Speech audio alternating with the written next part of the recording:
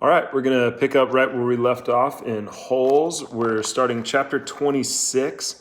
The last thing we read about was 110 years ago.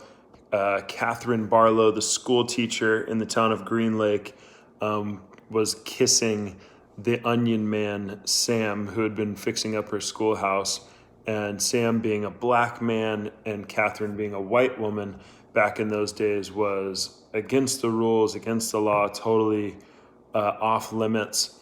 And so one of the other townspeople saw this, and we're going to see what happens next. So we're going to pick it up on chapter 26, page 112. There were no telephones, but word spread quickly through the small town. By the end of the day, everyone in Green Lake had heard that the school teacher had kissed the onion picker. Not one child showed up for school the next morning. Miss Catherine sat alone in the classroom and wondered if she had lost track of the day of the week.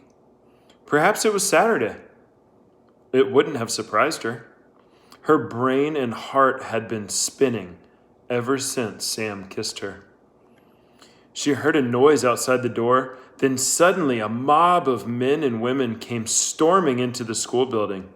They were led by Trout Walker. "There she is," Trout shouted, "the devil woman." The mob was turning over desks and ripping down bulletin boards. "She's been poisoning your children's brains with books," Trout declared. They began piling all the books in the center of the room. "Think about what you are doing," cried Miss Catherine. Someone made a grab for her, tearing her dress, but she managed to get out of the building. She ran to the sheriff's office.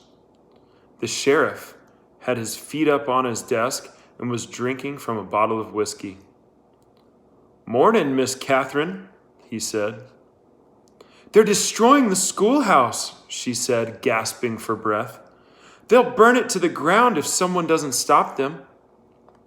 "Just calm your pretty self down a second," the sheriff said in a slow drawl, "and tell me what you're talking about." He got up from his desk and walked over to her. "Trout Walker has—" "Now, don't go saying nothing about Charles Walker," said the sheriff. "We don't have much time," urged Catherine. "You've got to stop them." "You're sure pretty," said the sheriff. Miss Catherine stared at him in horror. "Kiss me," said the sheriff. She slapped him across the face. He laughed. "You kissed the onion picker. Why won't you kiss me?" She tried to slap him again, but he caught her by the hand. She tried to wriggle free. "You're drunk," she yelled. "I always get drunk before a hanging." "A hanging? Who?" "It's against the law for a Negro to kiss a white woman." "Well, then you'll have to hang me too," said Catherine, "because I kissed him back." "It ain't against the law for you to kiss him," the sheriff explained. "Just for him to kiss you." "We're all equal under the eyes of God," she declared. The sheriff laughed. "Then if Sam and I are equal, why won't you kiss me?" He laughed again. "I'll make you a deal. One sweet kiss and I won't hang your boyfriend. I'll just run him out of town." Miss Catherine jerked her hand free. As she hurried to the door, she heard the sheriff say, "The law will punish Sam, and God will punish you." She stepped back into the street and saw smoke rising from the schoolhouse. She ran down to the lakefront where Sam was hitching Mary Lou to the onion cart. "Thank God I found you," she sighed, hugging him. "We've got to get out of here, now." "What? Someone must have seen us kissing yesterday," she said. They set fire to the schoolhouse. The sheriff said he's going to hang you." Sam hesitated for a moment as if he couldn't quite believe it. He didn't want to believe it. "Come on, Mary Lou." "We have to leave Mary Lou behind," said Catherine. Sam stared at her a moment. There were tears in her eyes. "Okay." Sam's boat was in the water, tied to a tree by a long rope. He untied it, and they waded through the water and climbed aboard. His powerful arms rowed them away from the shore. But his powerful arms were no match for Trout Walker's motorized boat. They were little more than halfway across the lake when Miss Catherine heard the loud roar of the engine. Then she saw the ugly black smoke. These are the facts. The Walker boat smashed into Sam's boat. Sam was shot and killed in the water. Catherine Barlow was rescued against her wishes. When they returned to the shore, she saw Mary Lou's body lying on the ground. The donkey had been shot in the head. That all happened 110 years ago. Since then, not one drop of rain has fallen on Green Lake. You make the decision. Whom did God punish? 3 days after Sam's death, Miss Catherine shot the sheriff while he was sitting in his chair drinking a cup of coffee. Then she carefully applied a fresh coat of red lipstick and gave him the kiss he had asked for. For the next 20 years, Kissin' Kate Barlow was one of the most feared outlaws in all the West. Stanley dug his shovel into the ground. His hole was about 3.5 feet deep in the center. He grunted as he pried up some dirt, then flung it off to the side. The sun was almost directly overhead. He glanced at his canteen lying beside the hole. He knew it was half full, but he didn't take a drink just yet. He had to drink sparingly because he didn't know who would be driving the water truck the next time it came. 3 days had passed since the warden had scratched Mr. Sir. Every time Mr. Sir delivered water, he poured Stanley's straight onto the ground.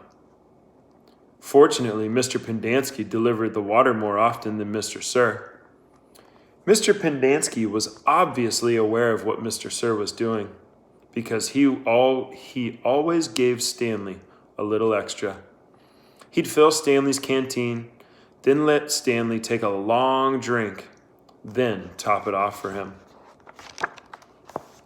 It helped, too, that Zero was digging some of Stanley's hole for him.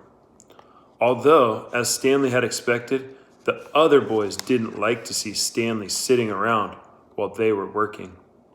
They'd say things like, "Who died and made you king?" Or, "It must be nice to have your own personal slave." When he tried pointing out that he was the one who took the blame for the sunflower seeds, the other boys said it was his fault because he was the one who spilled them. "I risked my life for those seeds," Magnet had said, "and all I got was one lousy handful." Stanley had also tried to explain that he needed to save his energy so he could teach Zero how to read, but the other boys just mocked him. "Same old story, ain't it, Armpit?" X-Ray had said. "The white boy sits around while the black boy does all the work. Ain't that right, caveman?" "No, that's not right," Stanley replied. "No, it ain't," X-Ray agreed. "It ain't right at all." Stanley dug out another shovelful of dirt. He knew X-Ray wouldn't have been talking like that if he was the one teaching Zero to read. Then X-Ray would be talking about how important it was that he got his rest, right? So he could be a better teacher, right? And that was true. He did need to save his strength so he could be a better teacher, although Zero was a quick learner. Sometimes, in fact, Stanley hoped the warden was watching them with her secret cameras and microphones so she'd know that Zero wasn't as stupid as everyone thought. From across the lake, he could see the approaching dust cloud. He took a drink from his canteen, then waited to see who was driving the truck. The swelling on Mr. Sir's face had gone down, but it was still a little puffy. There had been 3 scratch marks down his cheek. 2 of the marks had faded, but the middle scratch must have been the deepest, because it still remained. It was a jagged purple line running from below his eye to below his mouth, like a tattoo of a scar. Stanley waited in line, then handed him his canteen. Mr. Sir held it up to his ear and shook it. He smiled at the swishing sound. Stanley hoped he wouldn't dump it out. To his surprise, Mr. Sir held the canteen under the stream of water and filled it. "Wait here," he said. Still holding Stanley's canteen, Mr. Sir walked past him, then went around the side of the truck and into the cab where he couldn't be seen. "What's he doing in there?" asked Zero. "I wish I knew," said Stanley. A short while later, Mr. Sir came out of the truck and handed Stanley his canteen. It was still full. "Thank you, Mr. Sir." Mr. Sir smiled at him. "What are you waiting for?" he asked. "Drink up." He popped some sunflower seeds into his mouth, chewed, and spit out the shells. Stanley was afraid to drink it. He hated to think what kind of vile substance Mr. Sir might have put in it. He brought the canteen back to his hole. For a long time, he left it beside his hole as he continued to dig. Then, when he was so thirsty that he could hardly stand it anymore, he unscrewed the cap, turned the canteen over, and poured it all out onto the dirt.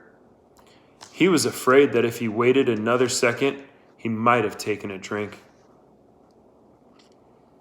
After Stanley taught Zero the final 6 letters of the alphabet, he taught him to write his name.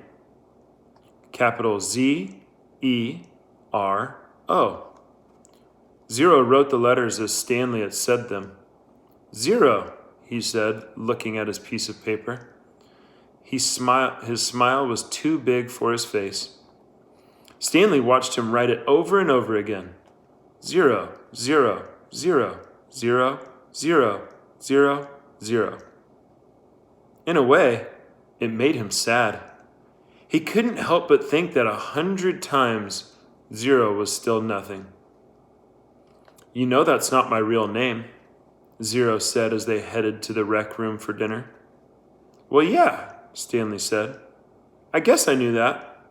He had never really been sure. "Everyone always calls me Zero, even before I came here." "Oh, okay. My real name is Hector." "Hector," Stanley repeated. "Hector Zeroni."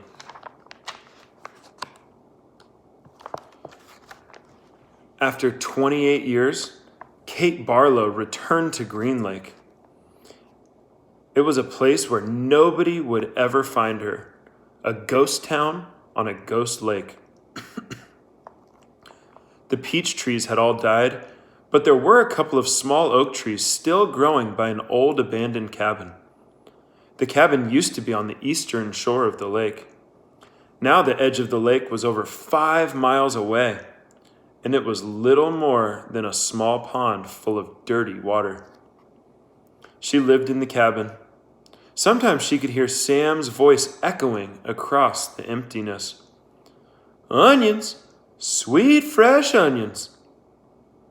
She knew she was crazy. She knew she'd been crazy for the last 20 years. "Oh, Sam," she would say, speaking into the vast emptiness, "I know it is hot, but I feel so very cold.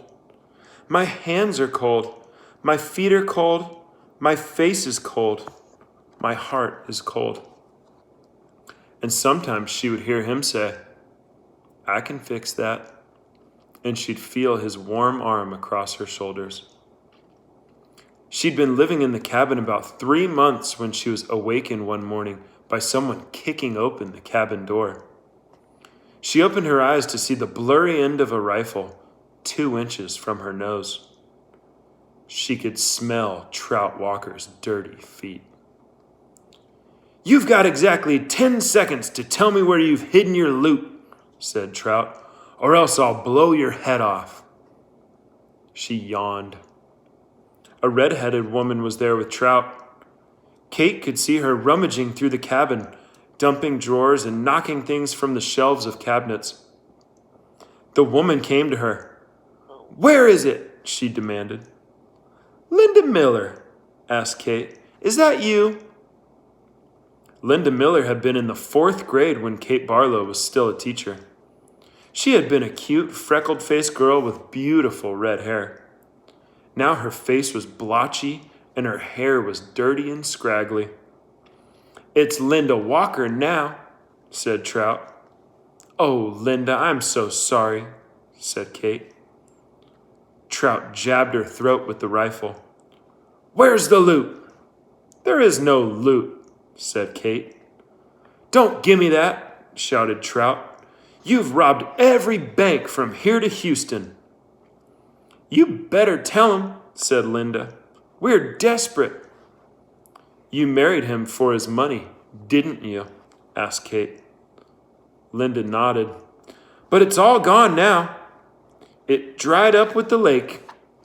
The peach trees, the livestock. I kept thinking, it has to rain soon. The drought can't last forever. But it just kept getting hotter and hotter and hotter." Her eyes fixed on the shovel, which was leaning up against the fireplace. "She's buried it," she declared. "I don't know what you're talking about," said Kate. There was a loud blast as Trout fired his rifle just above her head. The window behind her shattered. "Where's it buried?" he demanded. "Go ahead and kill me, Trout," said Kate. "But I sure hope you like to dig, 'cause you're going to be digging for a long time. It's a big, vast wasteland out there. You and your children and their children can dig for the next 100 years, and you'll never find it." Linda grabbed Kate's hair and jerked her head back.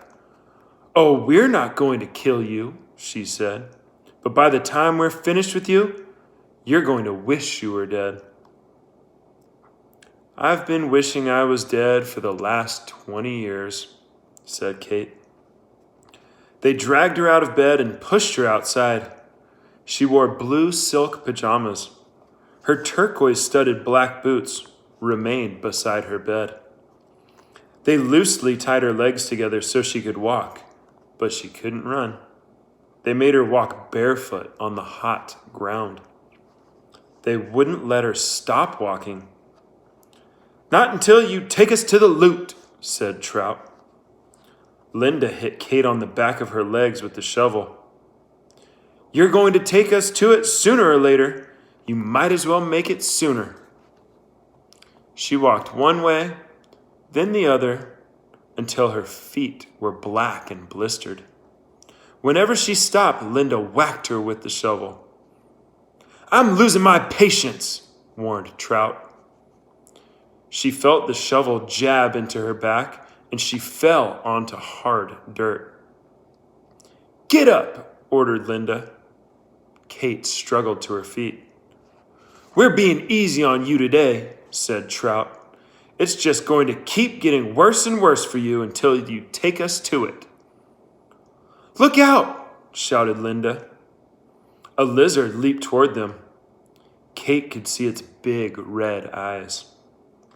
Linda tried to hit it with the shovel, and Trout shot at it, but they both missed. The lizard landed on Kate's bare ankle.